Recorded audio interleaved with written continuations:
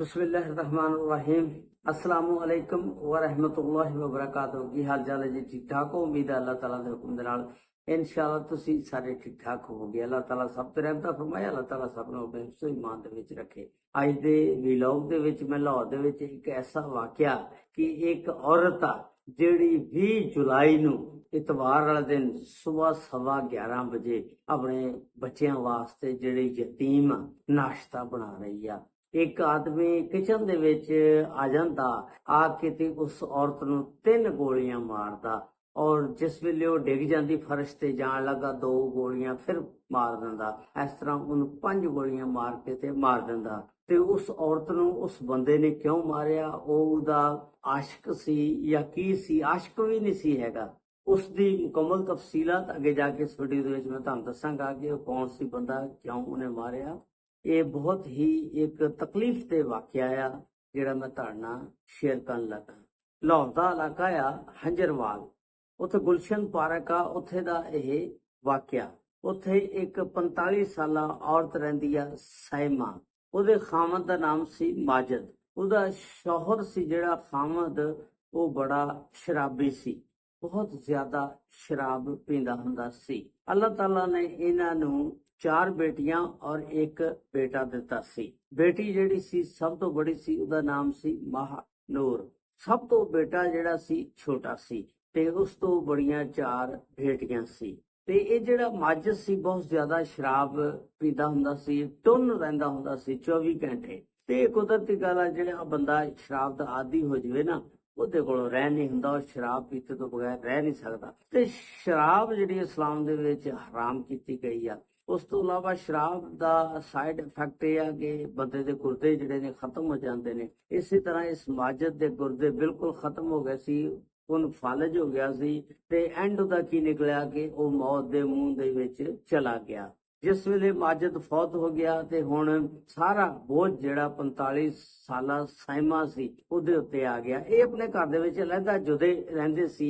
ਮਾਜਦ, ਇਹਦੀ ਬੀਵੀ ਤੇ ਇਹਦੇ ਬੱਚੇ ਅਲੱਗਾ ਆਪਣੇ ਘਰ ਦੇ ਵਿੱਚ ਰਹਿੰਦੇ ਸੀ। ਤੇ ਮਾਜਦ ਨੇ ਆਪਣਾ ਘਰ ਇੱਕ ਬਣਾ ਲਿਆ ਸੀ, ਉੱਥੇ ਇਹਨੇ ਸਾਰੇ ਆਪਣੇ ਬੱਚੇ ਰੱਖੇ ਹੋਏ ਸੀ। ਜਿਸ ਵੇਲੇ ਮਾਜਦ ਫੌਤ ਹੋ ਜਾਂਦਾ, ਅੱਲਾ ਨੂੰ ਪਿਆਰਾ ਹੋ ਜਾਂਦਾ, ਹੁਣ ਸਾਰੀ ਜ਼ਿੰਮੇਵਾਰੀ ਜਿਹੜੀ ਆ ਉਹ ਸਾਇਮਾ ਤੇ ਆ ਗਈ। ਹੁਣ ਸਾਇਮਾ ਜਿਹੜੀ ਆ ਉਹਨੂੰ ਵੀ ਇੱਕ ਸਹਾਰੇ ਦੀ ਜ਼ਰੂਰਤ ਸੀ, ਉਹ ਵੀ ਕੋਈ ਸਹਾਰਾ ਲੱਭਦੀ ਸੀ। ਤੇ ਉਹਦੀ ਜ਼ਿੰਦਗੀ ਦੇ ਵਿੱਚ ਇੱਕ ਜ਼ਾਹਦ ਨਾਮੀ ਲੜਕਾ ਆ ਜਾਂਦਾ ਜਿਹੜਾ ਉਹਦੇ ਤੋਂ ਕਾਫੀ ਛੋਟਾ ਯਾਨੀ ਕੁਆਰਾ ਹੁੰਦਾ। ਤੇ ਸਾਇਮਾ ਦੇਖ ਲਓ ਤੁਸੀਂ ਕਿ 5 ਬੱਚਿਆਂ ਦੀ ਮਾਂ, ਜਿਹਦੇ 4 ਬੇਟੀਆਂ ਇੱਕ ਬੇਟਾ।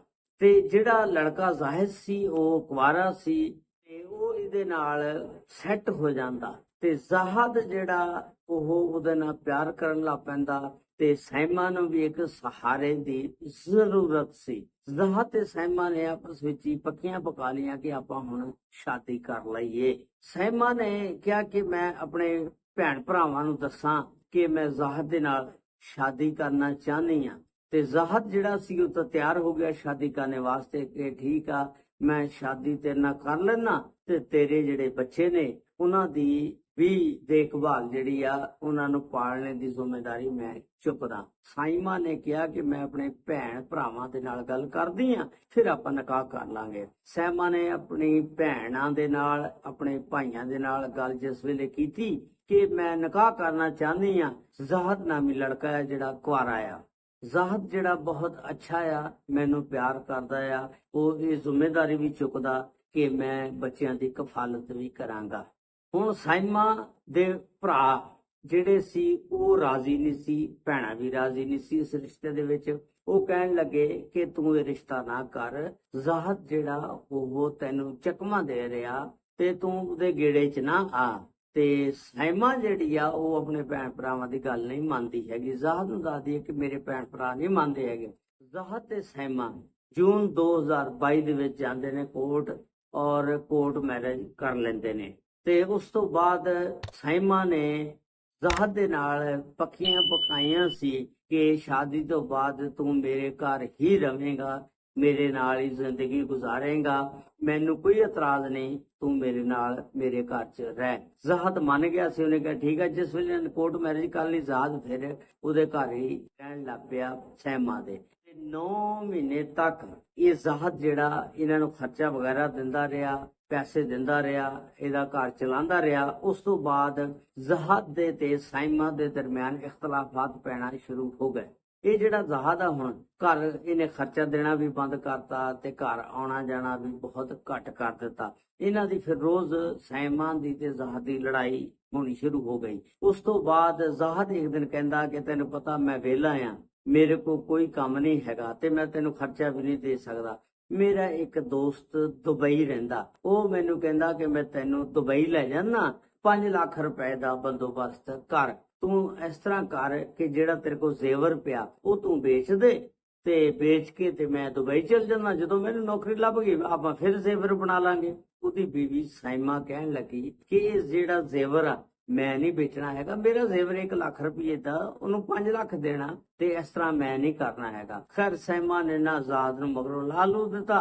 ਉਸ ਤੋਂ ਬਾਅਦ ਫਿਰ ਥੋੜੇ ਜਿਹੇ ਦਿਨ ਬਾਅਦ ਨਾ ਜ਼ਾਹਦ ਨੇ ਇੱਕ ਨਵੀਂ ਗੇਮ ਚਲਾਈ। ਉਹਨੇ ਕਿਹਾ ਫਿਰ ਤੂੰ ਇਸ ਤਰ੍ਹਾਂ ਕਰ ਕਿ ਇਹ ਜਿਹੜਾ ਘਰ ਆ ਇਹਨੂੰ ਤੂੰ ਵੇਚ ਦੇ ਤੇ ਆਪਾਂ ਘਰ ਫਿਰ ਬਣਾ ਲਾਂਗੇ, ਤੇ ਨਾਲੇ ਇਹ ਜਿਹੜੀ ਜਗ੍ਹਾ ਜਿੱਥੇ ਆਪਾਂ ਰਹਿੰਦੇ ਆ ਨਾ ਇੱਥੇ ਸਾਰੇ ਨਸ਼ਈ ਰਹਿੰਦੇ ਨੇ, ਚੋਰ ਚੱਕੇ ਡਾਕੂ ਵਗੈਰਾ, ਤੇ ਬੱਚਿਆਂ ਦੀ ਇੱਥੇ ਤਰਬੀਅਤ ਸਹੀ ਨਹੀਂ ਹੁੰਦੀ। ਮੈਂ ਚਾਹੁੰਦਾ ਕਿ ਤੂੰ ਇਹ ਮਕਾਨ ਵੇਚ ਤੇ ਪੈਸੇ ਮੈਨੂੰ ਦੇ, ਮੈਂ ਬਾਹਰ ਜਾਵਾਂ ਤੇ ਆਪਾਂ ਫਿਰ ਹੋਰ ਜਗ੍ਹਾ ਤੇ ਜਾ ਕੇ ਮਕਾਨ ਲੈ ਲਾਂਗੇ। ਇਸ ਨਸ਼ਈ ਵਾਲਾ ਇਲਾਕਾ ਜਿਹੜਾ ਨਸ਼ਈਆਂ ਦਾ ਇੱਥੋਂ ਨਿਕਲ ਜਾਈਏ। ਤੇ ਸਾਇਮਾ ਕਹਿਣ ਲੱਗੀ ਇਹ ਵਿਰਾਸਤੀ ਜਾਇਦਾਦ ਆ, ਬੱਚਿਆਂ ਦੀ ਹੈ, ਇਹਨਾਂ ਨੂੰ ਇਸ ਜਾਇਦਾਦ ਨੂੰ ਮੈਂ ਕਿਵੇਂ ਵੇਚ ਸਕਦੀ ਆ, ਮੈਂ ਨਹੀਂ ਇਹਨੂੰ ਵੇਚਣਾ ਹੈਗਾ। ਖੈਰ ਉਹਨੇ ਜ਼ਾਹਦ ਨੂੰ ਨਾ ਮਗਰੋਂ ਲਾਤਾ ਤੇ ਜ਼ਾਹਦ ਜਿਹੜਾ ਨਾ ਫਿਰ ਆਖਰਕਾਰ ਉਹਨੇ ਕਿਹਾ ਕਿ ਇਹ ਤਾਂ ਮੇਰੇ ਗੇੜੇ 'ਚ ਨਹੀਂ ਆਂਦੀ ਹੈਗੀ।